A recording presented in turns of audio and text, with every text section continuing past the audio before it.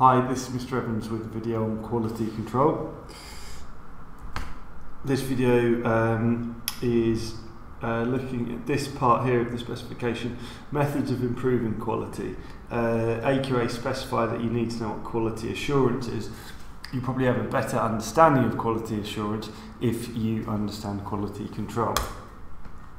So, quality control is a method of monitoring the quality of products through a system of inspection. I've got a picture here off YouTube of a production process of extracting oil from nuts and then bottling it. So how would quality control work in this scenario?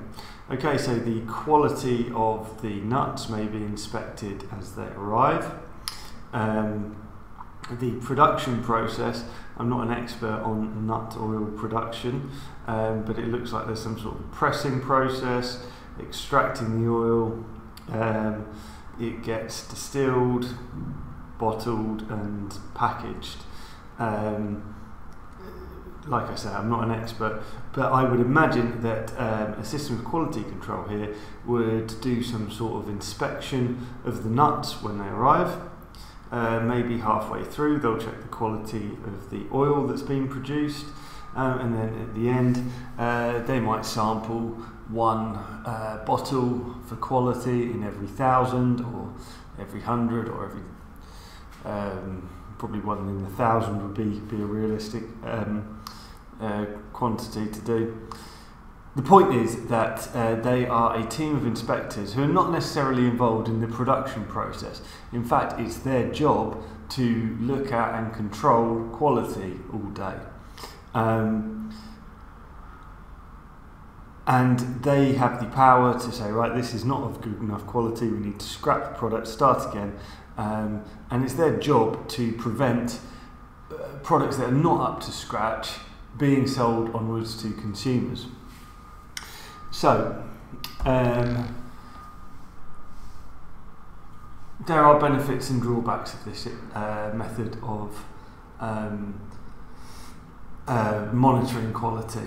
Okay, so just to put it in a bit of historical perspective, this is the kind of traditional Western model for monitoring quality. Factories in Europe and the USA would have this system of inspectors who are monitoring the workforce, checking the quality of the workforce, making sure the work of the workforce is up to scratch. So what are the benefits of that? Well, you have a system that's run by a team of specialised experts. In other words, these men and women have been trained in quality. It's their specialism. They know exactly what they're looking for. And as a result of they're moving around the production line, testing quality, they'll have an idea of where the strengths are within the organisation, where the weaknesses are in terms of quality, so they can work with those teams to support them. However, the issue with this system of inspection is that having a team of quality experts or even a quality inspector, well, what does that do to your motivation as a worker? Imagine you're on the workforce producing something and you know that somebody else is going to be checking it for quality. In fact, it's not your job to check it for quality, it's somebody else's. How might that affect your incentive to produce the best possible good that you could? Well, the theory goes that actually maybe you won't be so bothered about quality if it's somebody else's job. You'll let somebody else take that responsibility and you won't be too worried about it. So that's probably the biggest issue with this method of production. The inspection staff need to be especially trained and recruited. They've got skills, maybe qualifications, which it represents a cost to organisations. It can be difficult spotting problems. Okay, if you've got to take in, if you're one person trying to monitor an entire production line, you know, there may be something going on at another stage of the production line. It can be very difficult to monitor that on your own or with a limited number of people. And there's the potential for a high level of waste. If you are just monitoring the quality at the end of the production process, as some organisations might, you're just testing the bottle of oil, seeing if it works, if its taste is right, if its colour is right, if its consistency is right, etc.